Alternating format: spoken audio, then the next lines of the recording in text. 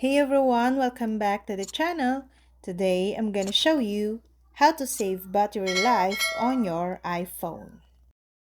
How quickly or slowly your iPhone loses battery power depends on what you're doing with it.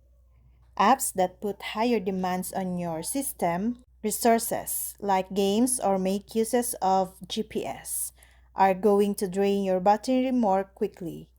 So the less that you use these apps, the better as far as battery life goes. You can see which apps are draining the battery the most. Go to the settings and battery. Scroll down to see which apps have used the most battery power. You can see the percentages over the last 24 hours or the last 8 days. And then, you can turn down the display brightness. You can go to the settings, display and brightness, and use this slider there. This will adjust your brightness settings automatically.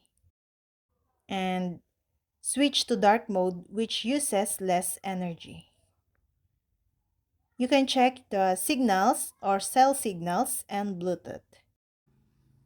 And try to limit what apps can do in the backgrounds.